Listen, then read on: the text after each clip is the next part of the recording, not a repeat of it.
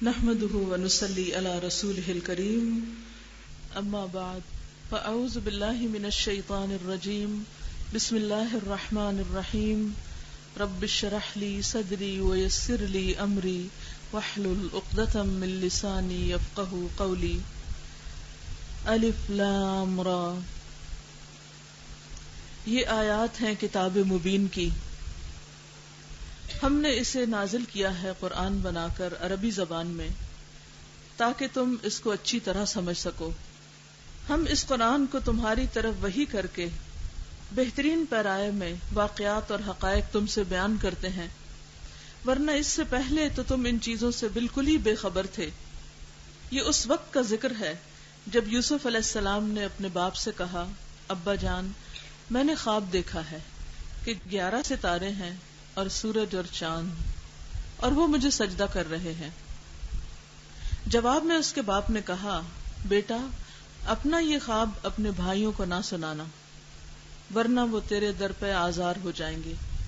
حقیقت یہ ہے کہ شیطان انسان کا کھلا دشمن ہے اور ایسا ہی ہوگا جیسا تو نے خواب میں دیکھا ہے کہ تیرا رب تجھے اپنے کام کے لیے منتخب کرے گا اور تجھے باتوں کی تہ تک پہنچنا سکھائے گا اور تیرے اوپر اور آل یعقوب پر اپنی نعمت اسی طرح پورا کرے گا جس طرح اس سے پہلے وہ تیرے بزرگوں ابراہیم اور اسحاق علیہم السلام پر کر چکا ہے.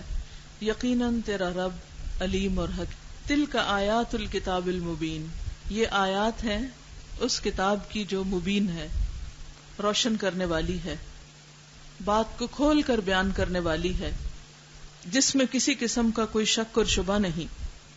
اشارہ ہے قرآن مجید کی طرف کہ قرآن مجید جس بات کو بھی بیان کرتا ہے اس کو خوب اچھی طرح کھول کے بیان کرتا ہے کہ بات دوسرے کو سمجھ میں آتی ہے. اس کی وجہ کیا ہے؟ اس کی وجہ یہ ہے کہ انا انزلناہ قرآنا عربیا، کہ ہم نے اس کو عربی زبان میں نازل کیا ہے. اور یہ ایک مانی ہوئی حقیقت ہے کہ عربی زبان اپنے اندر معنی کو جس طرح سمیٹتی ہے دنیا کی کوئی دوسری زبان اس طرح انسان کے جذبات احساسات کو ایکسپریس کرنا نہیں سکھاتی. دوسری زبانوں میں کتنی بھی بھلا ووکیبلری ہو، ایک بات کو کہنے کے مختلف انداز ہوں، لیکن عربی زبان میں جو صلاحیت ہے وہ کسی اور زبان میں نہیں. مثلاً ایک چھوٹی سی مثال ہے، شک کے لیے عربی زبان میں کئی لفظ استعمال ہوتے ہیں، جیسے ریب، خود لفظ شک، مریا. اب بات یہ ہے کہ شک تو خود عربی میں استعمال ہوتا ہے، لیکن جب ہم اس کا ریب کا ترجمہ بھی شک کر دیتے ہیں تو بات پوری طرح تو نہیں بیان ہوتی. پھر اسی طرح مریا بھی شک کو کہتے ہیں، مرا. تو اگر شک کا لفظ عربی زبان میں ہے تو پھر شروع میں یہی آ جانا چاہیے تھا کہ سب کے لیے کام آسان ہوتا، ذالک الکتاب لا شک فیہ، لیکن ریب کا لفظ آیا. تو ریب اور شک میں فرق ہے. پھر ایک تیسری چیز ہے مریا، اس کا معنی بھی شک ہے، وہ ایک الگ کانٹیکسٹ میں استعمال ہوتا ہے. اردو میں جب ہم شک کی بات کرتے ہیں تو شک شک کی ہے، جس طرح چاہیں آپ اس کو لیں، ایک ہی لفظ ہے اس کام کے لیے. اسی طرح انگلش میں ڈاؤٹ. لیکن عربی میں جب ریب، مریا اور شک کی ڈیٹیل میں جاتے ہیں تو حیرت ہوتی ہے کہ تینوں اپنی جگہ الگ الگ چیز ہیں اور ایک کو دوسری کی جگہ رکھا نہیں جا سکتا ورنہ معنی ہی بدل جاتا ہے. اس کے لیے کیا کرنا پڑتا ہے؟ اس کے لیے قرآن کو سیکھنا پڑتا ہے اور الفاظ کی ڈیپتھ میں جانا پڑتا ہے کہ کون سا لفظ کس کانٹیکسٹ میں استعمال ہوا ہے. یہ پورا ایک علم ہے اور اس علم کے خزانے ہیں. جتنا آپ گہرائی میں جاتے جائیں، جیسے سمندر کی گہرائی ہوتی ہے تو آپ نے دیکھا ہوگا کہ سمندری مخلوق سطح پر کچھ اور ہوتی، جب ویوز آتی ہیں تو سب چیزیں اس کے ساتھ نہیں آتی، صرف ہلکی پھلکی چیزیں کنارے پہ آ جاتی ہیں. لیکن اگر آپ یہ چاہتے ہیں کہ آپ مزید کچھ فائدے کی چیزیں اس سے پائیں تو اس کو آپ ایک اور سطح پہ جا کے دیکھیں گے. اگر کچھ اور موتی چاہیے تو کسی اور سطح پہ اترنا پڑے گا. اور اسی طرح اگر آپ سمندر کے ونڈرز کو دیکھنا چاہیں تو وہ آپ کو اوپر نہیں نظر آئیں گے، بہت ڈیپتھ میں جانا پڑے گا. اسی طرح قرآن مجید کے اندر جو معنی پائے جاتے ہیں وہ بھی جتنا جتنا انسان ڈیپتھ میں جاتا ہے، اس میں غور و فکر کرتا ہے، پڑھتا ہے، تو انسان کی روح کی جو تنہائیاں ہیں، یہ انسان کے اندر کے جو احساسات اور جذبات ہیں جنہیں اللہ کے سوا کوئی بھی نہیں سمجھتا، ان کی عکاسی صرف قرآن کر سکتا ہے، کوئی اور چیز نہیں. تو انا انزلناہ قرآنا عربیا لعلکم تعقلون، اس کو عربی میں ہم نے اس لیے نازل کیا تاکہ تم سمجھ سکو، تمہاری عقل میں بات آ جائے. بہرحال نحن نقص علیک احسن القصص، ہم آپ پر بہترین قصہ سناتے ہیں، بیان کرتے ہیں. کون سا ہے یہ قصہ؟ قصہ یوسف علیہ السلام. کیوں؟ بما اوحینا الیک ھذا القرآن، کیونکہ ہم نے آپ کی طرف یہ قرآن بذریعہ وحی نازل کیا ہے. تو ہم آپ کو بتائیں گے وہ داستان جو آج دنیا کی کسی کتاب میں، کسی تاریخ میں نہیں ملتی، لیکن اس میں سیکھنے والوں کے لیے بہت کچھ ہے. اب یہاں پر آپ دیکھیے کہ قرآن مجید کا انداز بھی پتہ چلتا ہے کہ بات سمجھانے کے لیے بڑے بڑے لفظ ہی استعمال نہیں کیے گئے، بلکہ واقعات سے کام لیا گیا ہے. قصہ یا واقعہ ایسی چیز ہے جس میں بڑے چھوٹے سب دلچسپی رکھتے ہیں، اور انسان کوئی بھی قصہ سنے کسی بھی زبان میں، کسی کا بھی، یہ ہو نہیں سکتا کہ اس کو کہیں نہ کہیں خود سے ریلیٹ نہ کرے یا اس قصے کا خود کو کردار نہ بنا لے. یعنی کہیں نہ کہیں وہ اس قصے کا حصہ بن جاتا ہے، اس کو وہ اپنی بات لگتی. تو قرآن مجید نے انسان کو بات سمجھانے کے لیے، انسانوں کو بات سمجھانے کے لیے کیا کیا ہے؟ مختلف قصوں کو بیان کیا، واقعات کو بیان کیا ہے. اور ان سب واقعات میں سے اس واقعے کو احسن القصص قرار دیا گیا ہے کہ دنیا کی تاریخ کا خوبصورت ترین قصہ، خوبصورت ترین کہانی. وَإِن كُنتَ مِن قَبْلِهِ لَمِنَ الْغَافِلِينَ، اس سے پہلے آپ اس قصے سے بے خبر تھے، کیونکہ عربوں کے ہاں یوسف علیہ السلام کی کہانی کی کوئی اطلاع نہ تھی. یہود کے ہاں ان کی کتابوں میں یہ کہانی موجود تھی، لیکن چند ربیوں اور ان کے اسکالرز کے علاوہ ان کے بھی عوام کو حقیقت نہیں پتہ تھی. یہ صرف قرآن نے پہلی مرتبہ اس قصے کی جزوی تفصیلات کو بھی کھول کے بیان کیا اور ایک ہی جگہ پوری سٹوری بیان کی. باقی واقعات آپ دیکھیں قرآن مجید میں مختلف جگہوں پر بیان ہوئے، لیکن یہ سارا واقعہ ایک ہی جگہ بیان ہوا ہے. اس اعتبار سے بھی یہ ایک منفرد واقعہ ہے. قصہ کس طرح شروع ہوتا ہے؟ قصہ کچھ یوں شروع ہوتا ہے، اذ قال یوسف لأبیہ یا ابت انی رأیت 11 کوکبا. یوسف آتے ہیں اپنے باپ کے پاس، کہتے ہیں اے ابا جان، میں نے دیکھا ہے، یعنی خواب میں دیکھا ہے 11 ستارے ہیں، والشمس اور سورج بھی، والقمر اور چاند بھی. رأیتہم، میں نے ان سب کو یعنی اکٹھے دیکھا ہے، لی ساجدین کو میرے آگے جھکے ہوئے ہیں. عام طور پر کیا ہوتا ہے کہ جب ستارے نکلتے ہیں تو سورج اور چاند دونوں نہیں ہوتے، جب چاند ہوتا ہے تو ستارے نسبتاً کم ہوتے ہیں، اور جب سورج آتا ہے تو چاند ستارے دونوں ہی چلے جاتے ہیں. یہاں یہ ساری چیزیں اکٹھی ہیں اور یوسف علیہ السلام کے آگے جھکی ہوئی ہیں. یعقوب علیہ السلام جو ان کے والد ہیں، وہ بچے کی بات غور سے سنتے ہیں اور ان کو ایک نصیحت کرتے ہیں. قال یا بنی لا تقصص رؤیاک علی اخوتک، اے بچے اس خواب کو اپنے بھائیوں کو نہیں بتانا، فیکیدوا لک کیدا، ورنہ تیرے خلاف کوئی چال چلیں گے. ان الشیطان للانسان عدو مبین، کیونکہ شیطان انسان کا کھلا دشمن ہے. یعنی شیطان انسان کو اپنے آگے لگا لیتا ہے اور انسانوں سے وہ کام کراتا ہے کہ جو بعض اوقات عقل میں بھی نہیں آتے کہ یہ کیسے ہو گیا. وَكَذَلِكَ يَجْتَبِيكَ رَبُّكَ، اور مزید کہتے ہیں کہ تمہارا رب تمہیں اسی طرح چنے گا. یہ اچھا خواب ہے. وَيُعَلِّمُكَ مِن تَأْوِيلِ الْأَحَادِيثِ، اور تجھے خوابوں کی تعبیر بھی سکھائے گا، باتوں کی تفصیل بھی بتائے گا. وَيُتِمُّ نِعْمَتَهُ عَلَيْكَ، اور تم پر اپنی نعمت کو تمام کرے گا. کون سی نعمت؟ نبوت کی نعمت. وَعَلَىٰ آلِ یعقوب، اور تیری وجہ سے آل یعقوب کا ستارہ چمکے گا، یعنی ان پر بھی وہ نعمت ہوگی.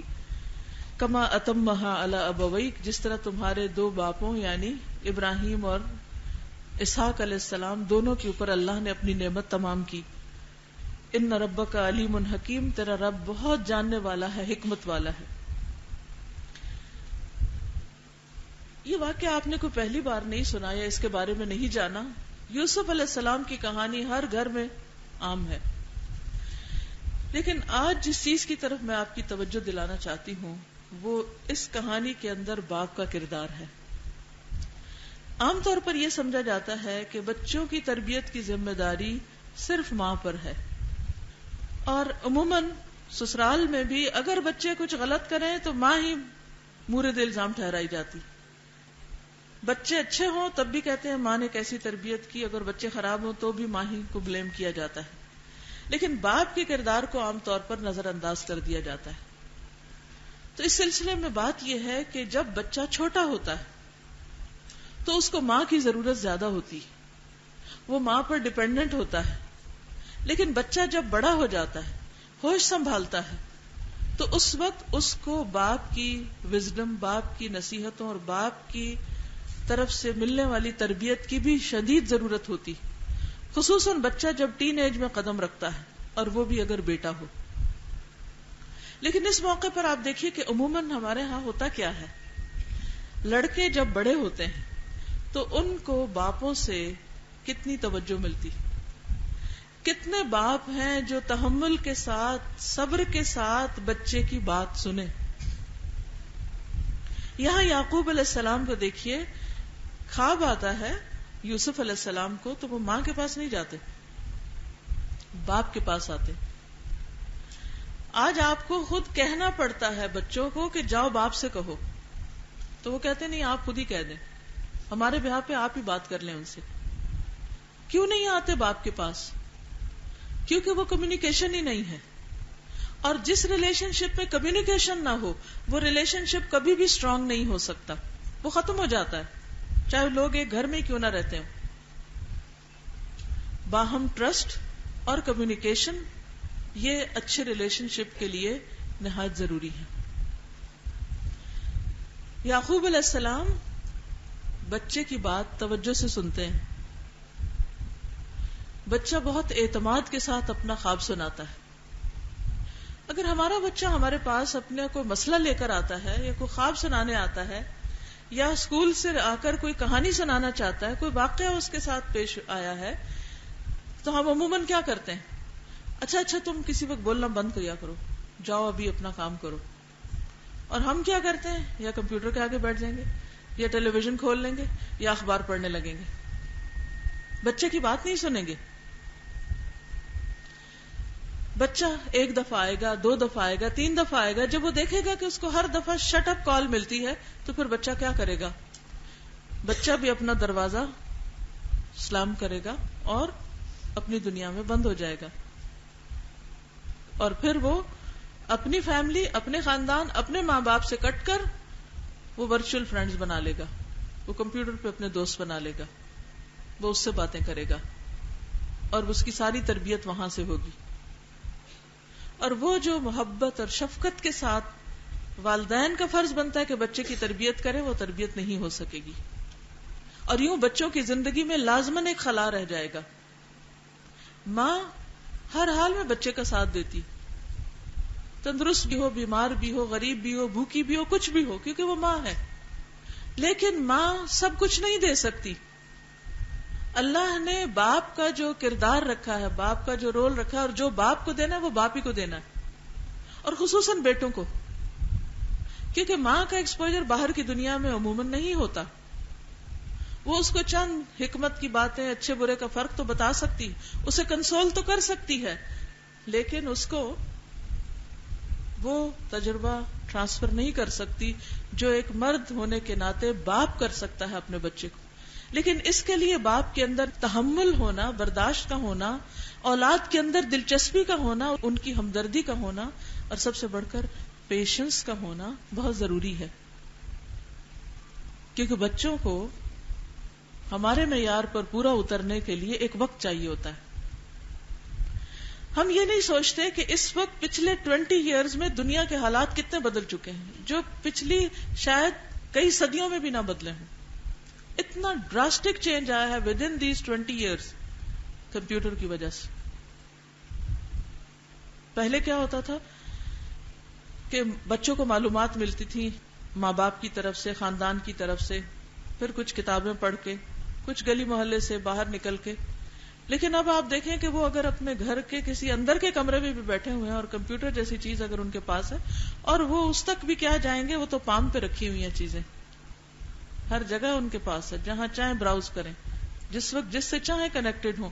اس کے لیے بھی ضروری نہیں کہ کوئی اس شہر میں ہو، اس ملک میں ہو، وہ تو دنیا کے کسی بھی کونے میں، کہیں سمندر میں بھی کوئی بیٹھا ہے اور اگر وہ اس سے چیٹ کرنا چاہیں، اس سے اپنا تعلق قائم کرنا چاہیں تو کر سکتے ہیں. پہلے فزیکل گیمز ہوتی تھی، اب بچے پہلے تو ٹی وی دیکھتے اور اب ٹی وی سے بھی ایک درجہ اوپر کمپیوٹر پہ اپنی گیمز ڈاؤن لوڈ کر کے اپنی دنیا میں گم ہیں. وہ ایک ایڈکشن کی حیثیت رکھتی ہیں اور اس سے ان کے ذہن کتنے مسخ ہو رہے ہیں، ان کی سوچیں کہاں جا رہی ہیں، وہ آئندہ کیا کریں گے. عام طور پر ماں باپ کو اس کا اندازہ ہی نہیں. لمن الغافلین، کچھ پتا نہیں، کیونکہ ہم نے اپنے بچپن میں یہ سب کچھ دیکھا ہی نہیں اور بڑے ہو کر بھی سب اس تجربے سے نہیں گزرے، پتہ ہی نہیں کہ وہ کس سٹیٹ آف مائنڈ میں.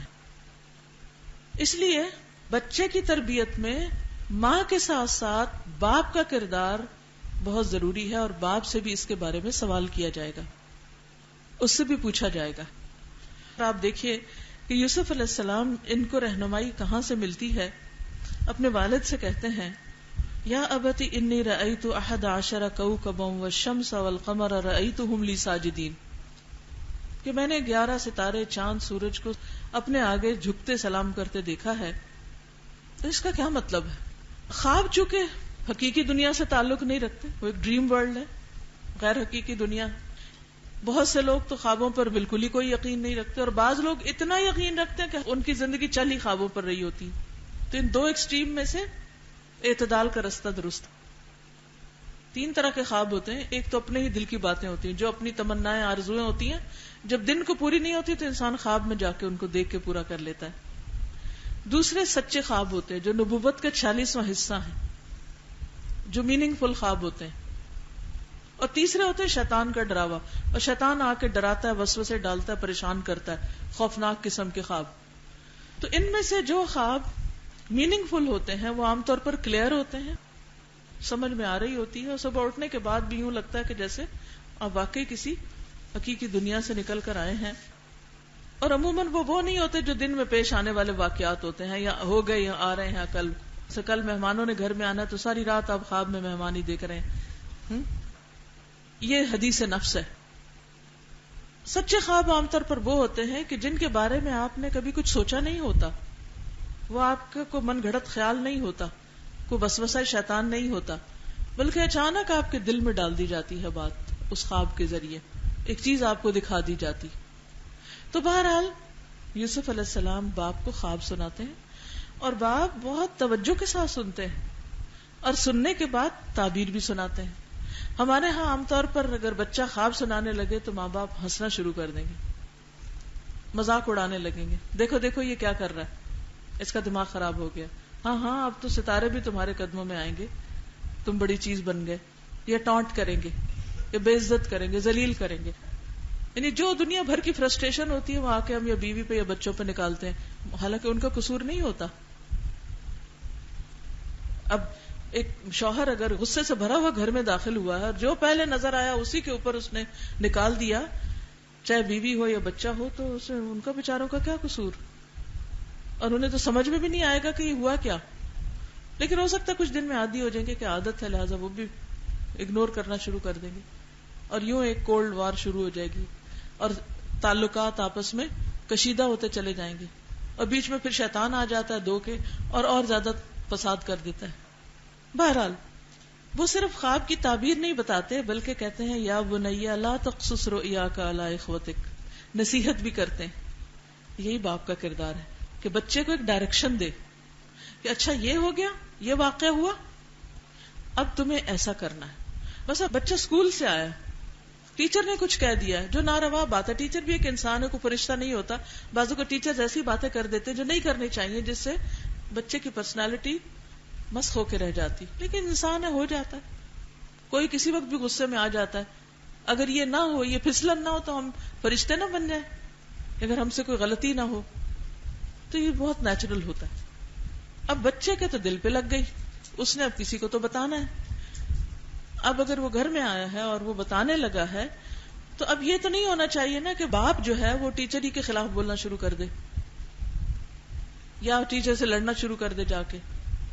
تو اس موقع پر بہت صبر و تحمل کی ضرورت ہوتی ہے, بہت حوصلے سے بات سن کر صحیح رہنمائی کرنے کی ضرورت ہوتی. اسی کا نام تربیت ہے. روزمرہ کے واقعات میں جو چیزیں پیش آئیں بچوں کو باہر یا گھر کے اندر یا خواب میں ایون کہ وہ ڈر گئے ہیں یا کوئی اچھا خواب دیکھا ہے, تو اس میں ان کو ایک ڈائریکشن دے. یہ ماں باپ کا رول ہوتا ہے, اس کو اگنور نہ کریں. لہذا وہ سنتے ہیں اور سن کے کہتے ہیں یا بنیا لا تقصص رؤیاک علی اخوتک, بھائیوں کو نہیں بتانا.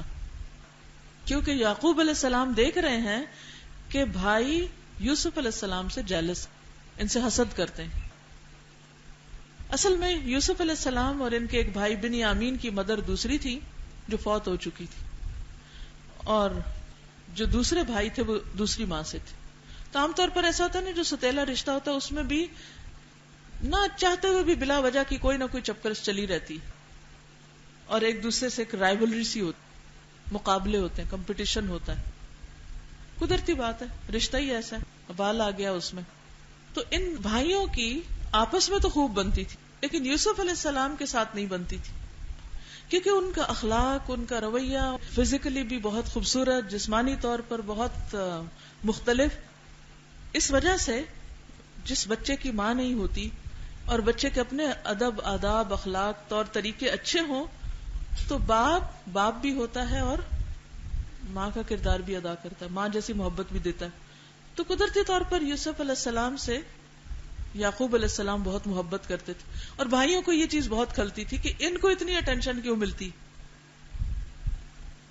آپ نے بھی دیکھا ہوگا کہ اگر آپ کسی بچے کو بڑا ہونے کی وجہ سے یا چھوٹا ہونے کی وجہ سے یا بیٹی ہونے کی وجہ سے یا بیٹا ہونے کی وجہ سے, کسی بھی اپنی چوائس کی وجہ سے آپ دوسروں کے مقابلے میں تھوڑی سی بھی اہمیت زیادہ دیتے ہیں, تو دوسرے بچوں کو فوراً شکایت ہوتی کہ اس کو کیوں دی جا رہی ہے توجہ. اور کچھ بچے تو مسلسل کمپلینٹ کرتے ساری زندگی کہ ہمارے ماں باپ نے ہمیں تو کچھ دیا ہی نہیں, وہ ہم سے نہیں محبت کرتے, ہمیں تو شاید کہیں سے اٹھا کے لائے ہیں, یا لے پالک بچے ہم ان کے, ستیلے ہیں, اپنے نہیں. اگر اپنے ہوتے تو پھر یہ اچھی طرح پیش آتے ہم سے. یوسف علیہ السلام کو سمجھاتے ہیں کہ بیٹا خواب نہیں بھائیوں کو بتانا, اور یہ نہیں کہتے تمہارے بھائی بڑے خراب ہیں, کہتے ان الشیطان للانسان عدو مبین. یہ جو بھائی بھی تم سے جو کچھ کر رہے ہیں دراصل شیطان کے پھندے میں آ جاتے ہیں. شیطان انسان کا دشمن ہے, وہ اس کے دل میں وسوسہ ڈالتا ہے, اور اس بنا پر انسان اپنی فطرت سے ہٹ جاتا ہے. اللہ نے ہر انسان کو مسلمان پیدا کیا ہے, ہر انسان فطرت پر ہے, اس کے اندر خیر ہے, وہ اچھا ہی کرنا چاہتا ہے. لیکن پھر کیا ہوتا ہے کہ اچھا ہوتے ہوئے بھی وہ برے کام کر جاتا ہے, کیونکہ شیطان غالب آ جاتا ہے, کبھی غصے کی وجہ سے, کبھی کسی اور وجہ سے, کوئی بیماری, کوئی تھکاوٹ, کوئی غم, کوئی بھی چیز ہوتی ہے جس کی وجہ سے انسان ویک ہو جاتا ہے, اور جب ویک ہوتا ہے تو شیطان زیادہ بہتر حملہ کر پاتا ہے. پھر بہرحال وہ کہتے ہیں کہ ان الشیطان للانسان عدو مبین. اس سے ایک اور بات بھی سیکھنے کو ملتی ہے کہ اگر انسان کو کسی دوسرے انسان سے خبردار کرنا ہو, بعض اوقات ایسا ہوتا ہے نا کہ کوئی کہیں رشتہ کر رہا ہے اور آپ کو خبردار کرنا ہے, اور آپ چاہتے ہیں کہ آپ غیبت بھی نہ کریں, یا لوگوں کے درمیان رفٹ ہوتی ہے تو آپ ایک کو دوسرے سے محتاط کرنا چاہتے ہیں, تو انسان ایک سوچتا ہے کہ اگر بولوں گا تو غیبت ہوگی, نہیں بولوں گا تو دوسرا پھنس جائے گا, اب کیا کروں. تو پھر انسان اس طریقے پہ بات کر سکتا ہے جس پہ یعقوب علیہ السلام نے کی, کہ بس فلاں سے محتاط رہنا, کیونکہ شیطان جو ہے وہ انسان کا دشمن ہے, بس اب خود سمجھ جاؤ, تمہیں بھی اللہ نے عقل دی. اگر ماں باپ خود غیبت شروع کر دیں, خود ہی ایک کو دوسرے کے خلاف باتیں شروع کر دیں, تو کیا نقصان ہوگا. یہاں پر صرف ماں باپ نہیں, لیڈرز کا کردار بھی سامنے آتا ہے. اگر کہیں پر کوئی شخص ٹاپ پر ہے اور اس کے نیچے بہت سے لوگ کام کر رہے ہیں, تو عموماً ان کو شکایت کیوں ہوتی, کیونکہ وہ یہ سمجھتے ہیں کہ اس بڑے کی توجہ ایک کی طرف ہے اور ہم اس کے سوتیلے, یا پھر وہ ایک سے دوسروں کے خلاف بات سنتا ہے, یا وہ خود اس ایک کو دوسروں کے خلاف بات کرتا ہے. نتیجہ کیا ہوتا ہے کہ شیطان اپنا کام کر جاتا ہے اور انسان معاملات کو سلجھانے کی بجائے اور زیادہ بگاڑ بیٹھتا ہے, اور زیادہ کام خراب ہو جاتے ہیں. تو ان الشیطان للانسان عدو مبین، بے شک شیطان انسان کا کھلا دشمن ہے، ہر حال میں وہ پیچھے پڑا رہتا ہے کہ انسان سے کوئی نہ کوئی غلط کام کروا کے چھوڑے. اور سب سے زیادہ جو کام وہ کروانا چاہتا ہے وہ کیا ہے؟ انسانوں کے بیچ میں پھوٹ ڈلوانا، لڑائی کروانا. کیونکہ اس طرح انسان مسلسل اپنے عمل ضائع کرتے رہتے ہیں. یعنی وہ ہو سکتا ہے کہ نماز کے لیے چھوڑ دے، آپ کو قرآن پڑھنے کے لیے چھوڑ دے، ہاں ٹھیک ہے، خوب محنت کرو، حفظ کر لو قرآن، تجوید پکی کر لو، ترجمہ تفسیر پڑھ لو، معلم بن جاؤ، سب کچھ کرو، لیکن ساتھ لڑائی جھگڑے فساد بھی کرو، تاکہ ادھر جو محنت لگائی وہ ساری یہاں ڈبو دو، برباد کر لو. یہ اس کے ٹرکس ہوتے ہیں. اس لیے آپ نے دیکھا ہوگا کہ بڑے سے بڑے عابد، زاہد، نیک کام کرنے والے، بڑی بڑی عبادت کرنے والے عموماً غیبت سے باز نہیں آتے، لڑائی جھگڑے فساد سے باز نہیں آتے، کیونکہ شیطان کسی نہ کسی طرح کہیں نہ کہیں سے ان کو، انسان کو اپنے پنجے میں لیے رکھتا ہے. کھلا دشمن ہے، عدو مبین. پھر آپ دیکھیے کہ ہمارے اندر یہ جو جذباتیت ہے، چھوٹی سی بات پہ فلیئر اپ ہو جاتے ہیں، ہم ایک دم غصے میں آ جاتے ہیں. ایک حدیث میں آتا ہے کہ جس شخص کے اندر یہ 3 چیزیں ہوں پھر اس کا کوئی عمل اس کو فائدہ نہیں دیتا. اور ان 3 چیزوں میں پہلی چیز جذباتیت، کہ جذبات کو بے لگام چھوڑ دیا جائے. اور دوسری چیز تحمل کا نہ ہونا، برداشت نہ کرنا. اور ہم تو کھلے کھلے کہتے ہیں یہ بات تو میں برداشت کر ہی نہیں سکتی، انف از انف. اور تیسری چیز لوگوں کے درمیان احسن طریقے سے رہنا، یعنی حسن اخلاق کے ساتھ رہنا. اگر یہ چیز نہیں ہے انسان کے اندر تو باقی اعمال پھر برباد ہو جاتے ہیں، ختم ہو جاتے ہیں. جب آپ کا معاملہ لوگوں سے ٹھیک نہیں تو لوگوں کو اس کی کیا پرواہ کہ آپ کے ماتھے پہ 1 گٹا کے 2 ہیں، انہیں اس سے کیا غرض. انہیں تو آپ کا ہنستا مسکراتا چہرہ چاہیے نا. عبادت کی کثرت ہے تو آپ کے اپنے لیے، قرآن پڑھتے ہیں تو اپنے لیے، پڑھاتے ہیں تو اپنے لیے. تو یہ انسان دشمنی ہے شیطان کی، جس سے ہم سب کو بچنے کی ضرورت ہے.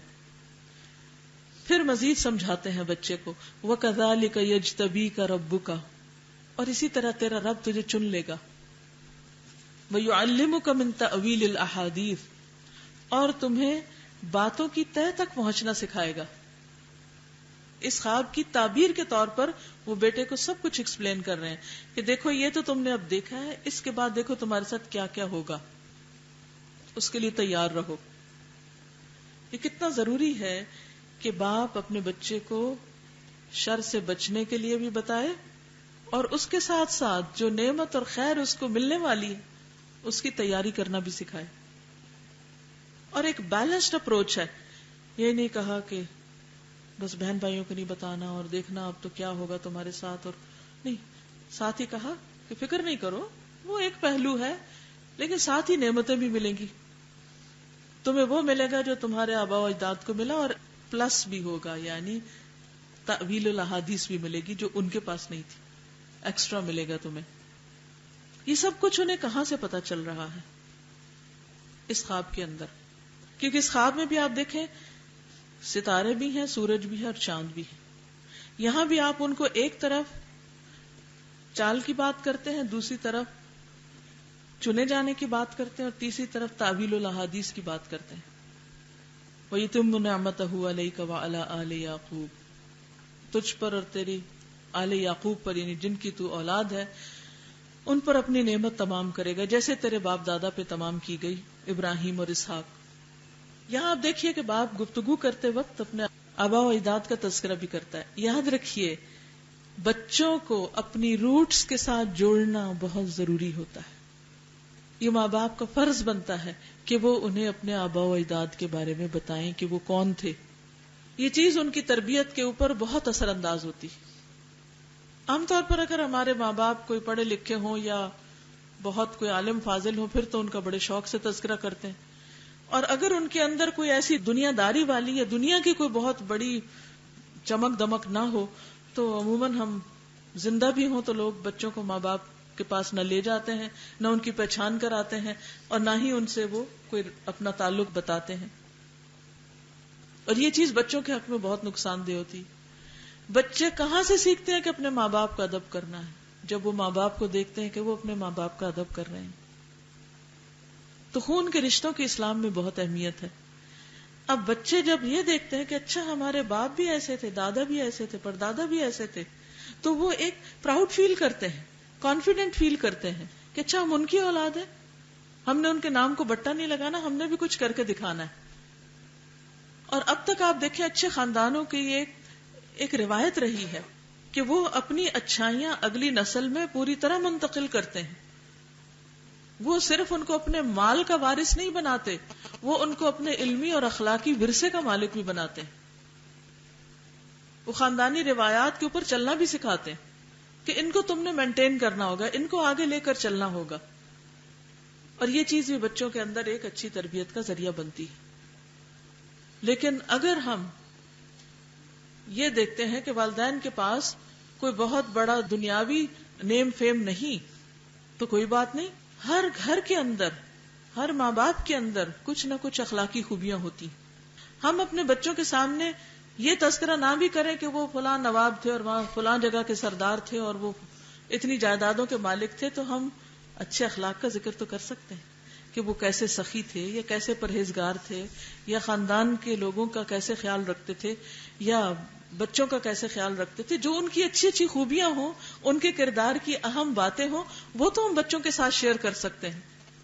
تو یاد رکھیے کہ بچوں کی تربیت میں بزرگوں کی اچھائیوں کا تذکرہ، پچھلے خاندانی واقعات اور حالات کا ذکر، تاریخ سے سبق بہت ضروری ہے. اور اگر اپنے ماں باپ میں نہیں کچھ بھی ملتا، یا آپ نے دیکھا ہی نہیں یا رہے ہی نہیں، تو پھر ابو بکر اور عمر کے واقعات سنائیے، علی اور عثمان کے واقعات سنائیے رضی اللہ عنہم. کیونکہ بچوں کی تربیت میں اچھے کردار اور اچھی شخصیات کا ذکر کرنا اور ان کی کہانیاں سنانا اور ان کے کردار کو اجاگر کرنا اور ان کو ایک ہیرو بنا کے پیش کرنا تاکہ یہ ان کی پیروی کریں، یہ بے حد ضروری ہوتا ہے. ایک اور بات آپ دیکھیے کہ یہاں پر پہلے ابراہیم علیہ السلام کا ذکر کرتے ہیں، پھر اسحاق علیہ السلام کا، کیونکہ درجے میں ابراہیم علیہ السلام اسحاق علیہ السلام سے بڑے ہیں. ان ربک علیم حکیم، بے شک تیرا رب بہت جاننے والا ہے، حکمت والا ہے. پھر اس کے بعد یوسف علیہ السلام کا واقعہ آپ خود بھی پڑھ سکتے ہیں، صرف ترجمہ بھی پڑھ لیں گے تو بڑی اچھی کہانی سمجھ آ جائے گی. اگر کسی سے سن لیں تو اور بھی اچھا ہے، تھوڑی اور ڈیپتھ میں چلے جائیں تو بے شمار لیسنز ہیں اس قصے کے اندر. اور کہتے ہیں کہ اگر کسی کو کوئی غم اور حزن لاحق ہو تو اس کو چاہیے کہ سورۃ یوسف پڑھے. یہ نہیں کہ اس میں کوئی منتر ہے یا کوئی دم درود ہو رہا ہے، اس میں جو سبق ہیں اور جس طرح یوسف علیہ السلام کا کردار سامنے آتا ہے، اس سے جو کچھ سیکھنے کو ملتا ہے، انسان واقعی اس کو اپنا آپ بڑا ہی حقیر نظر آتا ہے، اپنے غم بہت چھوٹے نظر آتے ہیں اور اپنا اخلاق بہت ہی گھٹیا نظر آتا ہے جب یوسف علیہ السلام کے کردار کو انسان سامنے رکھتا ہے. تو اللہ تعالیٰ فرماتے ہیں کہ اس واقعے میں بہت ساری نشانیاں ہیں. اذ قالوا لیوسف واخوہ احب الی ابینا منا، وہ کہتے ہیں کہ یوسف اور اس کا بھائی تو اپنے باپ کو بہت ہی پیارے ہیں، ہم سے بڑھ کے پیارے ہیں. ونحن عصبہ، اور ہم تو ایک پورا جتھا ہے، 10 تھے وہ. ان ابانا لفی ضلال مبین. اب یہاں آپ دیکھیے کہ یہ بچے اپنے باپ کو کہتے ہیں ہمارا باپ تو بالکل ہی بہک گیا. عام طور پر بچے ایسی باتیں کرتے ہیں، ہمارے ماں باپ کو کوئی سمجھ نہیں، ان کو تو کمپیوٹر چلانا بھی نہیں آتا، اور ان کو تو فلاں گاڑی کا بھی نہیں پتا، اور ان کو تو فلاں برانڈ کا ہی نہیں پتا. تو وہ ان کا معیار عظمت کیا ہے کہ چند یہ مخصوص چیزیں جو ان کے نزدیک بڑی امپورٹنٹ ہے وہ ان کو پتا ہونی چاہیے. تو ماں باپ کو چاہیے کہ وہ بچوں کی تربیت کے لیے ان چند چیزوں کا پتہ کر لیں تاکہ وہ ان سے کمیونیکیٹ کر سکیں. 2-4 آپ باتیں ایسی کر دیں گے تو بالکل آپ کے لٹو ہو جائیں گے اور اگلی اور بھی بہت سی باتیں سن لیں گے. لیکن اگر آپ نہیں کہا نا ہمیں کوئی شوق نہیں ان سے، ہمیں نہیں دلچسپی ہے تم جو باتیں کر رہے ہو، تو آپ ان کو دور کر دیں گے. تو اس لیے تربیت کے لیے بہت ضروری ہے کہ جو کچھ وہ کر رہے ہیں اس کا اگر 10واں حصہ بھی آپ معلوم کر لیں تو آپ ان کی سطح پر آ کر ان کی سمجھ میں آنے والی باتیں کر سکتے ہیں. تو بہرحال سارے بھائی مل کے کہتے ہیں اقتلوا یوسف، کل یوسف، ختم کرو قصہ. اب اطرحوہ ارضا یخل لکم وجہ ابیکم، یا دور دراز کسی جگہ پھینک آؤ تو تمہارے باپ کا چہرہ تمہارے لیے خالی ہو جائے گا. یہ نہیں پتا کہ باپ کے دل پہ پھر کیا گزرے گی اور اس چہرے پہ کیا ہوگی، اور وہ چہرہ تمہیں پھر کتنا خوش کرے گا. لیکن انسان بہت جاہل ہوتا ہے نا، جب وہ فیصلہ کرتا ہے تو صرف ایک پہلو کو دیکھتا ہے اور دوسرا اگنور کر دیتا ہے. یاد رکھیے ہمارے جتنے بھی فیصلے ہوتے ہیں وہ سب یک رخے ہوتے ہیں، یک رخے. ہم اپنی لمیٹیشنز کی بنا پر ہمیشہ تصویر کا ایک رخ دیکھتے ہیں. وقتی طور پہ لگتا ہے کہ ہم اس مصیبت سے گلو خلاصی کے لیے یہ چیز جو کرنے لگے ہیں یہ بڑی فائدہ دے گی، چند دن کے بعد پتہ چلتا ہے وہ اس سے بھی بڑی مصیبت. پھر جب وہ کرتے ہیں تو پھر ایک اور کہتے ہیں کہ بس اس سے جان چھوٹے چاہے ہم کہیں اور ہی جا گرے. پھر وہاں پڑتے ہیں، جا گرتے ہیں، پھر کہتے ہیں نہیں یہ تو اور بھی بڑی مصیبت تھی. تو اس لیے انسان کو ایک طرف تو صبر، حوصلہ، عدل اور ان بائس ہونا، ان چیزوں کا احساس ہونا بہت ضروری ہے. اور پھر یہ کہ صبر کے ساتھ اور ٹائم لے کر انسان فیصلے کرے. بہرحال وہ کہتے ہیں کہ اب تو انف از انف، مار دو اس کو. وَتَكُونُ مِن بَعْدِهِ قَوْمًا صَالِحِينَ، اور اس کے بعد یعنی اس کو پھینک کے مار کے نیک بن جانا، توبہ کر لینا، جسے ہم کہتے ہیں حج کر لیں گے. ابھی تو جو کرنا ہے کر لو، پھر بعد میں صفائی کر لیں گے. قَالَ قَائِلٌ مِّنْهُمْ لَا تَقْتُلُوا يُوسُف، وہ 10 بیٹھے ہوئے ہیں، ایک بھائی بول اٹھا کہتے نہیں قتل نہ کرو. وَأَلْقُوهُ فِي غَيَابَةِ الْجُبِّ، ایک اندھیرے کنویں میں جا کر پھینک دو. يَلْتَقِطُهُ بَعْضُ السَّيَّارَةِ، کہیں دور پھینکنا، خود جانے کی بجائے کوئی اور آئے گا اٹھا کے لے جائے گا. کوئی قافلہ آئے گا، قافلے والے آ کے اس کو اٹھا کے لے جائیں گے. ان کنتم فاعلین، اگر تم کچھ کرنا ہی چاہتے ہو. اب سب اس پہ راضی ہو جاتے ہیں. اس سے پتہ یہ چلتا ہے کہ اگر 10 لوگ غلط بات کر رہے ہیں اور ان میں سے ایک شخص اٹھ کے اپنی رائے بیان کرتا ہے تو وہ 9 کا ذہن پھیر سکتا ہے. اور یہاں یہی ہوا. عام طور پر جب ہم دیکھتے ہیں کہ ہم تو ایک ہیں بس کہنے والے، ہماری تو کسی نے نہیں سننی، ہماری کوئی نہیں مانے گا، اس لیے حق کیا بولنا، سچ کیا کہنا، اچھی بات کسی کو کیا بتانا. نہیں، کوئی ضروری نہیں ہے کہ وہی ٹھیک ہو جو 9 ہے. آپ اگر صحیح کہہ رہے ہیں تو ہو سکتا ہے آپ ہی کی بات مان لی جائے. اور یہاں بھی ہمیں یہ پتا چلتا ہے وہ 9 تھے، ایک نے کہا قتل نہیں کرو، ایسا کر لو، وہ کہتے ہیں ٹھیک ہے ہم ایسے ہی کر لیتے ہیں، اور اس پہ متفق ہو گئے. اب مزید پلاٹنگ کی، انہوں نے پلان بنائے اور اپنے ابا کے پاس آئے، کہنے لگے ابا جان کیا بات ہے، آپ یوسف کے معاملے میں ہم پہ بھروسہ نہیں کرتے. یہ بھی ایک بڑی بلیک میلنگ ہوتی ہے، یو ڈونٹ ٹرسٹ اس. یہ بہت عام طور پہ ینگسٹرز کا تکیہ کلام ہوتا ہے، آپ ہمیں ٹرسٹ نہیں کرتے، ہم کیا کہیں. لا تأمنا علی یوسف، اور خاص طور پہ اس معاملے میں تو آپ ہماری سنیں گے ہی نہیں. وَإِنَّا لَهُ لَنَاصِحُونَ، اور ہم تو اس کے بڑے خیر خواہ ہیں. یہ آپ دیکھیے کہ عموماً انسان جو نہیں ہوتا وہ بول بول کے بتاتا رہتا ہے کہ میں ایسا ہوں ایسا ہوں، تاکہ دوسروں کو تسلی ہو جائے، حالانکہ سچائی تو اپنے منہ آپ بولتی. ارسلوا معنا غدا يرتع ويلعب وإنا له لحافظون، آپ اس کو ہمارے ساتھ بھیجیے، کل کچھ پکنک وغیرہ پہ کچھ کھا پی لے، کچھ چرے چگے کھیلے ہمارے ساتھ، اور ہم اس کی بہت حفاظت کریں گے. یعقوب علیہ السلام نہ نہیں کرتے، کہتے ہیں قال انه ليحزنني ان تذهبوا بي، مجھے بہت غم لگتا ہے کہ تم اس کو لے جاؤ. اچھا یہ چیز آپ اپنے بچوں کے ساتھ بھی کر سکتے ہیں. اس جگہ سے میں نے یہ سیکھا تھا. بعض اوقات ایسا ہوتا ہے نا بچے ناروا چیز کی اجازت مانگتے ہیں جو آپ دے ہی نہیں سکتے.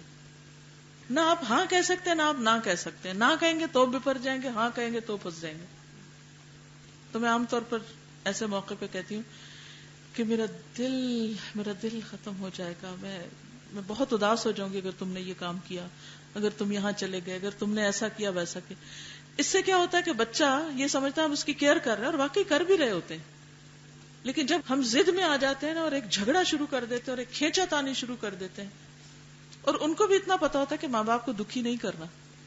بہرحال وہ کہتے ہیں انی لیحزننی ان تذهبوا بی، اس کا دور جانا مجھے بہت شاق گزرتا ہے، میں اسے اپنے سے دور نہیں کر سکتا. وَأَخَافُ أَن يَأْكُلَهُ الذِّئْبُ، اور مجھے ایک اندیشہ بھی ہے کہ کہیں اس کو بھیڑیا نہ کھا جائے. وَأَنْتُمْ عَنْهُ غَافِلُونَ، اور تم اس سے بے خبر ہو. قَالُوا لَئِنْ أَكَلَهُ الذِّئْبُ وَنَحْنُ عُصْبَةٌ إِنَّا إِذًا لَخَاسِرُونَ، ہمارے ہوتے ہوئے بھیڑیا کھا جائے پھر تو بڑے خسارے کی بات ہے، ہم بڑے نکمے ہوں گے. بہرحال فَلَمَّا ذَهَبُوا بِهِ وَأَجْمَعُوا أَن يَجْعَلُوهُ فِي غَيَابَةِ الْجُبِّ، جب اس کو لے گئے اور سب نے اتفاق کر لیا کہ کنویں میں پھینکیں گے. وَأَوْحَيْنَا إِلَيْهِ، تو ہم نے یوسف علیہ السلام کی طرف وحی کی، کیا لَتُنَبِّئَنَّهُمْ بِأَمْرِهِمْ هَذَا، کہ تم ان کو ایک دن ان کا یہ حال سناؤ گے، تم ان کو ایک دن بتاؤ گے کہ انہوں نے تمہارے ساتھ کیا کیا. وَهُمْ لَا يَشْعُرُونَ، اور انہیں شعور بھی نہ ہوگا. دیکھیے کہ جب ساری دنیا انسان کا ساتھ چھوڑ جاتی ہے نا، تو اللہ اس کا ساتھ نہیں چھوڑتا، اللہ تعالیٰ ساتھ نہیں چھوڑتا اگر واقعی بندہ اللہ کے لیے خالص ہو. بھائی کیا کچھ کر رہے تھے، کیا کچھ چالیں چل رہے تھے، پلاٹنگ کر رہے تھے، دھوکہ دے رہے تھے، نقصان پہنچانا چاہ رہے تھے، لیکن اللہ نہیں چاہ رہا تھا، تو اللہ تعالیٰ نے یوسف علیہ السلام کا دل تھام لیا، دل تھام لیا کہ اگر انہوں نے تمہیں کنویں میں لا پھینکا ہے، لیکن ایک دن تم غالب آؤ گے. خواب بھی دیکھا ہوا تھا، باپ کی نصیحت بھی یاد تھی، اور اب اللہ نے دل میں ایک اور ٹھنڈک ڈال دی.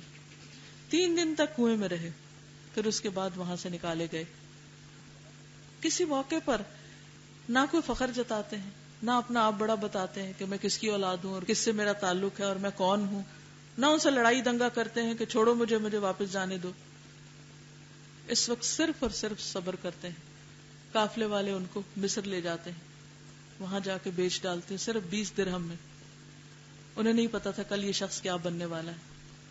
اور انسان کتنا غافل ہے، کتنا لا علم ہے. آپ چاہتے ہیں تو مزید اس کی تفسیر سنیے، پڑھیے، وقت اتنا ہی ہے. میرا آج کا یہ قصہ بیان کرنے کے 2 مقاصد تھے. ایک تو یہ کہ یہ قرآن سمجھنے کی چیز ہے، یہ قرآن پڑھنے کی چیز ہے، یہ قرآن اللہ کا کلام ہے. اس میں وہ باتیں ہیں جو دنیا کی کسی کتاب میں آپ کو نہیں ملیں گی.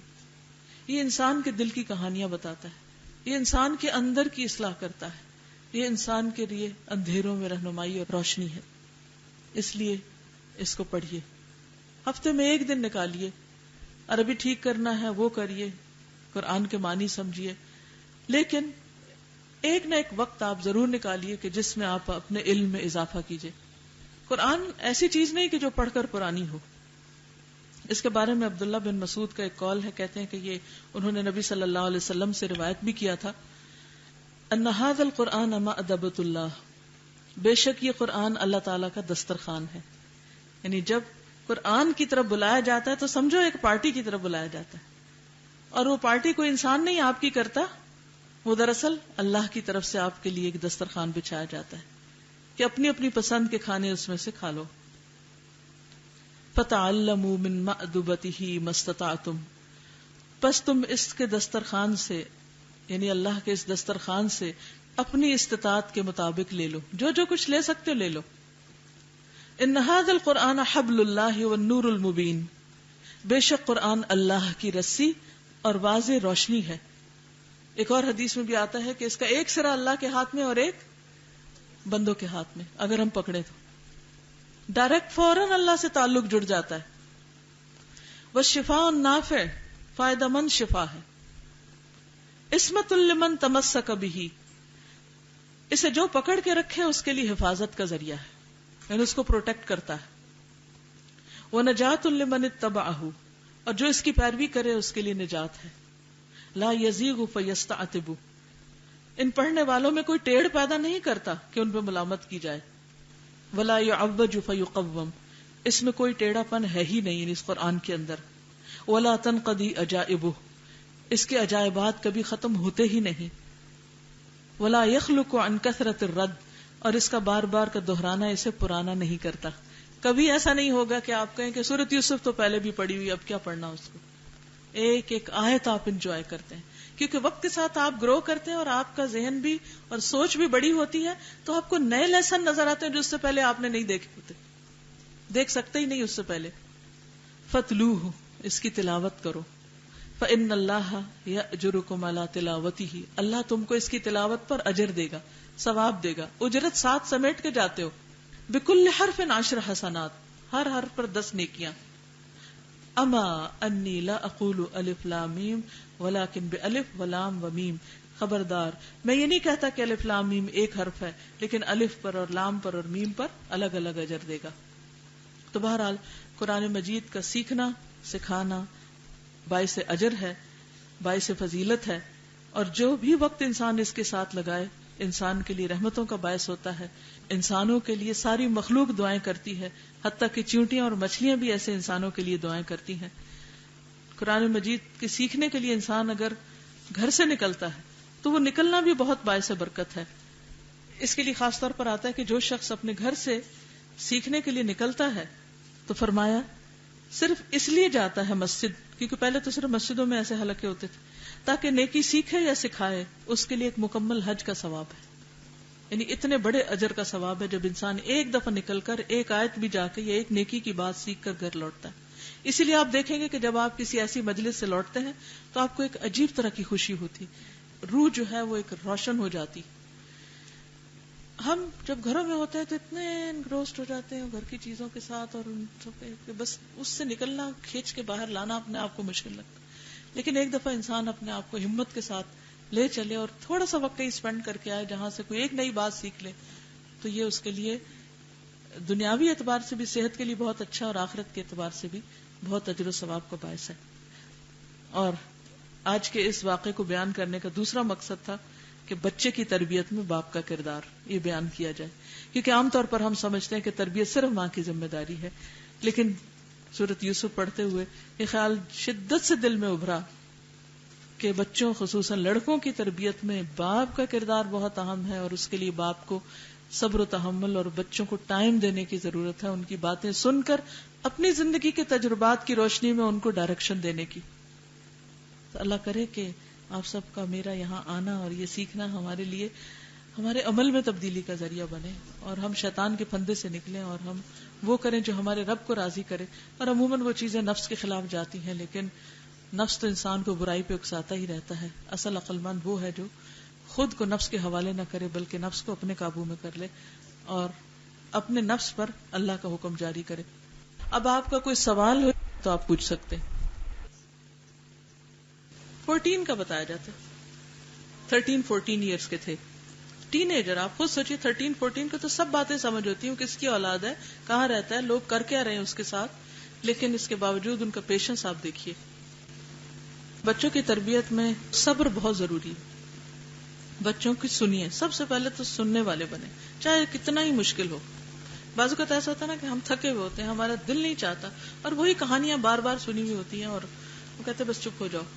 یا ہم نے خود فون کرنے ہوتے ہیں، ہماری باتیں یا ہماری پڑھائی، ہم تو پڑھنے لگ گئے ہیں تو وہ پڑھائیاں بھی بچوں کی تربیت میں رکاوٹ بن جاتی ہیں بعض اوقات.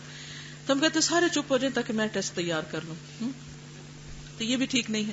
تو اس میں کہ پہلی بات یہ میں اکثر ایسا ہوتا تھا کہ میں پڑھ رہی ہوتی تھی اور جس وقت میرے بچے میرے پاس آئے تو میں ضرور ایک دفعہ کتاب بند کر کے دیکھنا، ہاں کیا کہنا ہے، کچھ بھی نہیں کہنا، اچھا ٹھیک ہے یہ چاہیے، چلو ٹھیک ہے اوکے، بس اتنی سی بات. پہلا نقطہ اولاد کو توجہ دینا ہے، وہ ٹرسٹ بلڈ کرنا کہ you are the most important person in my life. وہ کہاں جائیں اگر آپ توجہ نہیں دیتے، کہاں سے توجہ لیں؟ وہ ساری زندگی اٹینشن سیکر بنے رہیں گے. تو توجہ دینا، ان کی بات سننا، ان کی الٹی پلٹی باتیں. اب مثلاً آپ دیکھیں کہ بچے آتے ہیں اسکول سے واپس آتے ہیں، الٹے سیدھے رنگ بھرے ہوئے ہوتے ہیں، کتنا اچھا بنا ہے، کچھ بھی نہیں ہوتا اس میں دیکھنے کا، لیکن آپ کو اپریشیٹ کرنا ہوتا ہے. غلطی ہو جائے تو اگنور کرنا ہوتا ہے، اصلاح بھی کرنی ہوتی ہے، رہنمائی بھی دینی ہوتی. لمبی تقریروں سے پرہیز کریں، چھوٹی سی بات کریں، اور اگر چاہتے سچ بولے تو خود سچ بولیں. ابھی جیسے یہاں آنا ہے تو آنے سے پہلے میں نے کتاب کھولی، دیکھا کہ کیا میں نے آج بولنا ہے، کہاں سے کوئی حدیث دیکھنی. اب اتنے میں آپ ظاہر ہے کہ ماں ہے گھر میں بیٹھی پڑھ رہی ہے تو بچہ آ جائے گا پاس. اب آپ نے یہ نہیں کرنا کہ آپ پڑھ رہے ہیں تو پڑھتے ہی رہے اور بچہ بیٹھا رہے بےچارا روتا رہے وہاں. میں نے کئی ماؤں کو دیکھا ہے، بچے بےچارے ماؤں کا منہ نوچ رہے ہوتے ہیں اور ان کے کپڑے کھینچ رہے ہوتے ہیں اور ان کے منہ ادھر کر رہے ہوتے ہیں کہ ہماری بات سنو، اور ماں اپنی باتوں سے ان کو ہوش ہی نہیں آتی. بس حیرت ہوتی ہے کہ کیسی مائیں بچے کو باپ تیار کر کر کے بھیج رہے ہوتے اور مائیں سو رہی ہیں. چلو ٹھیک ہے، آپس کی انڈرسٹینڈنگ کے ساتھ ایک وقت میں ایک ڈیوٹی کر لے، دوسرا دوسرے میں، اسکول چھوڑنے کوئی جا رہا ہے، لینے کوئی جا رہا ہے، لیکن اصل نقطہ کیا ہے دونوں کے لیے کہ بچے کی بات سنیں، ان کے پاس بیٹھیں، ان کے لیے وقت نکالیں، ان کے غلط فہمیاں یا جو کچھ وہ لے کر آتے ہیں ادھر ادھر سے اس کو ایک دم نگیٹ نہ کریں. مثلاً وہ اگر آ کے کہیں کہ ہمارے ٹیچر نے ایسی بات کہی جو آپ کو پتہ ہے غلط ہے، ایک دم نہ کہیں تمہارے ٹیچر کو تو کچھ پتہ ہی نہیں، اس نے کیسے کہہ دیا. اب کیا ہوگا؟ بچہ ٹیچر سے ٹرسٹ ختم. اب جا کے کل کلاس میں بدتمیزی شروع کر دے گا، ذمہ دار کون ہوگا؟ تو یہ چھوٹی سی چیز ہے، لیکن ایک چیز اگر آپ اچھے لسنر بن جائیں نا بچوں کے لیے، تو انشاءاللہ اللہ آپ کو سجھا دے گا کہ اب ان کو آگے کیا کہنا. سورۃ یوسف کو مائیں پریگنینسی میں پڑھتی ہیں. اس میں کوئی حقیقت نہیں ہے، لیکن یہ کہ چونکہ ہم ظاہریت پرست ہوتے ہیں، ہم کسی کی ویلیو اس کے حسن کی وجہ سے عام طور پہ کرتے ہیں، تو قرآن میں سے بھی بس اپنی سوچ اور دلچسپی کی چیز ہی لیتے ہیں. حالانکہ اگر وہی مائیں اس پوری پریگنینسی میں سورۃ یوسف کو اچھی طرح سمجھ کے ایک دفعہ پڑھ لیں تو ان کے سسرال کے سارے مسائل حل ہو جائیں. دیکھیے کوئی بھی ریلیشن شپ یک طرفہ نہیں ہوتا، تالی ایک ہاتھ سے نہیں بجتی. ایک کا قصور کم اور دوسرے کا زیادہ ہو سکتا ہے، لیکن دونوں طرف قصور ہوتا ہے. جب کوئی ریلیشن بگڑتا ہے اس میں بھی دونوں طرف قصور ہوتا ہے، جب کوئی ریلیشن شپ اچھا ہوتا ہے تو اس میں بھی دو طرفہ تعاون ہوتا ہے. یہ ایک بنیادی قاعدہ ہے. بہو کو سسرال سے شکایت ہو سکتی ہے، سسرال کو بہو سے ہو سکتی ہے، اس میں دونوں طرف کا کچھ نہ کچھ ضرور ہاتھ ہوتا ہے. آج ہی میں ایک حدیث پڑھ رہی تھی. حضرت عبداللہ بن عمرو بن العاص، انہوں نے شادی کی لیکن اپنی بیوی کے ساتھ کوئی خاص ان کی بول چال نہیں تھی، کوئی خاص تعلق نہیں تھا. تو ان کو ان کے باپ دیکھ رہے تھے، غور کر رہے تھے کہ کیا معاملہ کیا ہے. تو انہوں نے بیٹے سے نہیں کچھ کہا، بہو کے پاس گئے. ان کا بیٹی یہ بتاؤ کہ تمہارا ان کے ساتھ کیا معاملہ، کیا ریلیشن شپ ہے. تو انہوں نے بڑے ڈھکے چھپے الفاظ میں کہا کہ وہ تو بہت روزے دار ہیں اور بہت عبادت گزار ہیں، ہم تو جب سے آئے ہیں ہمارے سے تو ان کو کوئی غرض ہی نہیں. تو ان کو بڑا دکھ ہوا، سسر ہیں اس بچی کے، دکھ ہوا اور جا کر حضور صلی اللہ علیہ وسلم سے عرض کی کہ میرا بیٹا یہ کر رہا ہے، آپ اسے بلائیے اور پوچھیے. انہوں نے بلا لیا اس کو اور کہا کہ تم کیا کرتے ہو؟ روزہ روز رکھتے ہو، روز تہجد پڑھتے ہو، ساری ساری رات جاگتے ہو. تو بیوی کا حق. باقی باتیں تو اس میں بہت کچھ ہیں، لیکن اس وقت میں یہ سوچ رہی تھی آج کتنے سسر ہوں گے کہ جو اپنے بیٹے کی شکایت لے کے جائیں کسی مولوی کے پاس کہ آپ ذرا اس کو سمجھائیں، یہ اپنی بیوی کا حق نہیں دے رہا. ہے کوئی سسر ایسا؟ ہم تو فوراً باعث ہو جاتے ہیں میرا بیٹا وہ جتنی مرضی غلطی کرے اس کا کوئی قصور نہیں. ہمیں انصاف پسند ہونا چاہیے. بہت سے کیسز میں ایسے ہوا ہے کہ بعض اوقات کوئی بچی اگر شکایت کرتی ہے، ساس کو سمجھایا بھی جاتا ہے تو کہتے نہیں ہم نہیں ان معاملوں میں دخل دیتے، میاں بیوی ان میں نہیں بنتی، خود جانے. وہ اپنے بیٹے کو بھی نہیں سمجھانے کے روادار. اب بعض اوقات ہوتا ہی ہے، ہم سب عورتیں بھی ہیں نا، ہم سب ان واقعات سے، معاملات سے، تعلقات سے، رشتہ داریوں سے ہم گزرے بھی ہیں. جب ایک بچی نئی آتی ہے اس کی کیا ایکسپیکٹیشن ہوتی ہے اس گھر کے اندر کہ اس کو پیار ملے، محبت ملے، توجہ ملے، اس کو اس گھر میں جمنے کے لیے وقت دیا جائے، اس کو اس گھر کے اندر اپنا بنا لیا جائے، اس کو اتنا کانفیڈنس دیا جائے کہ وہ کہے کہ یہ گھر میرا، ماں باپ کے گھر کو بھول جائے. لیکن افسوس کے ساتھ کہنا پڑتا ہے کہ عام طور پر ایسا ہوتا نہیں ہے. نتیجہ کیا ہوتا ہے؟ جب ہم وہ پیار نہیں دیتے تو وہاں سے بھی کچھ نہیں ملتا. اس میں ایک کی غلطی زیادہ یا دوسرے کی ناسمجھی زیادہ ہو سکتی ہے، لیکن ہم سب کو اگر ہم واقعی سچے ہیں اور چاہتے ہیں ہمارے گھروں میں تعلقات اچھے ہوں، ہم پہل کریں، ہم آگے بڑھیں، ہم انتظار نہ کریں کہ دوسرا ٹھیک ہو اور دوسرا ہماری منت سماجت کرے. وہ حدیث میں کیا آتا ہے کہ دو لوگوں میں اگر ناراضگی ہو جائے تو جو پہل کرے سلام کرنے میں اس کا کیا اجر ہے؟ وہ ساری نیکیاں لے گیا. اور 3 دن سے زیادہ ناراضگی کی اجازت بھی نہیں ہے. تو کوئی بھی ریلیشن شپ ہو، لازم ہے کہ معاف کرنا سیکھے، فارگیو اور ٹرسٹ اور کمیونیکیٹ. اگر یہ 3 کام آپ کو آتے ہیں تو انشاءاللہ خراب سے خراب ریلیشن بھی اچھا ہو سکتا ہے. کوئی بھی کسی کو بات کہنی ہو، سچی بات کہنی ہو، سمجھانا ہو، کچھ کرنا ہو، پہلے اس کو تھوڑا سا اس کو جائزہ لیجئے کہ میری اس بات کا امپیکٹ کیا ہوگا، کیا اس سے اصلاح ہوگی یا بگاڑ ہوگا، پہلے سے بھی حالات خراب ہوں گے یا معاملہ ٹھیک ہوگا. جہاں آپ سمجھیں کہ آپ کا ڈائریکٹ سمجھانا زیادہ فائدہ مند ہے وہاں ڈائریکٹ سمجھا دیجئے، بتا دیجئے، دوسرے کو حق بتا دیجئے. جہاں آپ سمجھتے ہیں کہ آپ سے تو دوسرا سمجھنے کا نہیں، تو آپ کسی ایسے شخص کی مدد لیجئے کہ جو اس کو سمجھائے. اگر آپ پہ ظلم ہو رہا ہے تو آپ یہ نہیں کہ آپ کہیں کہ آپ ظلم کرتے رہو مجھ پر، لیکن اگر آپ سمجھتے ہیں کہ آپ خود سے اس ظلم کو رفع نہیں کر سکتے تو کسی ایسے کی مدد لیجئے کہ جو اس ظلم کو آپ سے ہٹائے، کیونکہ ہر چیز ہم خود کر نہیں پاتے. لیکن ہمیشہ محتاط رہیے کہ ان تعلق داریوں کے بارے میں سوال بھی ہوگا. 3 دن تک اگر لوگ ایک دوسرے سے ناراض رہیں تو چوتھے دن آپ حدیث پڑھ لیجئے کہ نتیجہ کیا ہے. اگر وہ باہم ہم کلامی نہیں کرتے یا اسی طرح تعلقات خراب رہتے ہیں، میاں بیوی ہوں یا بچے ہوں یا کوئی بھی، تو انجام کیا ہو سکتا ہے؟ تو رشتے اور تعلق داریاں جو ہے یہ صرف دنیا کی حد تک نہیں ہمیں تکلیف دیتی ہیں، ہماری آخرت پر بھی اثر انداز ہوتی ہیں. تو اس لیے حکمت کے ساتھ پورا جائزہ لے کر ایکشن لیجئے. کیونکہ آپ دیکھیے کہ چاہے کوئی جنگ بھی کرنی ہو نا کسی سے، تو اگر جنگ میں بھی پوری اسٹریٹجی آپ کے سامنے واضح نہ ہو تو آپ ہار سکتے ہیں، چاہے آپ کے پاس کتنی قوت کیوں نہ ہو. پہلے جائزہ لیجئے کہ کہاں سے اپروچ کرنا ہے، پھر اس طریقے سے کیجئے. ظلم برداشت کرنے کے لیے نہیں کہا گیا، صبر سے، تحمل سے، اعراض سے کام لینے کو ضرور کہا گیا ہے. لیکن اگر کوئی شخص آپ کا حق مار رہا ہے تو اس حق کو لینے کے لیے کئی طریقے ہو سکتے ہیں. اصل چیز یہ ہے کہ جیسے یہاں پر بھی آپ دیکھیں کہ مختلف لوگ رہتے ہیں، لیکن ہر ایک کی سچویشن فرق ہے، ہر ایک کا سٹیٹس فرق ہے، سچویشن فرق ہے، حالات فرق ہیں، مواقع فرق ہیں. رزق حلال کی تلاش میں ایک جگہ سے دوسری جگہ جانے میں کوئی حرج نہیں ہے، لیکن یہ انسان نہ سوچے کہ یہاں سب برا ہے اور وہاں سب اچھا. ہر جگہ کچھ اچھائیاں، کچھ برائیاں، کچھ خرابیاں، کچھ خوبیاں موجود ہیں. دیکھنا یہ چاہیے کہ انسان کا ایمان کہاں سلامت ہے، کیونکہ سب سے پہلی چیز تو ایمان ہے نا. اب مثلا اگر آپ جھوٹ چوری سے نکل رہے ہیں لیکن ایمان ہی ڈوب گیا، یا اگر آپ چھوٹی موٹی ہیرا پھیری سے بچ رہے ہیں اور سود میں پڑ گئے ہیں تو آپ چھوٹی برائی سے بڑی میں پڑ گئے. اصل چیز یہ ہے کہ ہر انسان کا انڈیویجول معاملہ ہے نا، کہ آپ ایک چھوٹی چیز کو اتنا آپ نے ہائی لائٹ کر دیا کہ یہاں بے ایمانی ہے، فلانی ہے، لیکن یہاں سے تو آپ نکل گئے، تو جب وہاں گئے تو آپ بہت بڑی برائی میں مبتلا ہو گئے. تو مسئلہ تو نہیں حل ہوا. ہاں اگر آپ کے لیے وہاں ایسے مواقع ہیں کہ آپ اس برائی سے بچ کے اور اس سے بھی بچ کے اور آپ کے ایمان بڑھانے کے لیے کچھ اور زیادہ بہتر ہے تو ٹھیک ہے، یہ آپ ہر شخص کا انڈیویجول فیصلہ ہے. کلی طور پہ کوئی بات نہیں کہی جا سکتی کہ یہ بہتر ہے یا وہ بہتر ہے. ہر انسان خود فیصلہ کرے کہ اس کا ایمان، دین، اس کی نسلیں اور اس کا مقصد کیا ہے ایک جگہ چھوڑ کے دوسری جگہ جانے میں.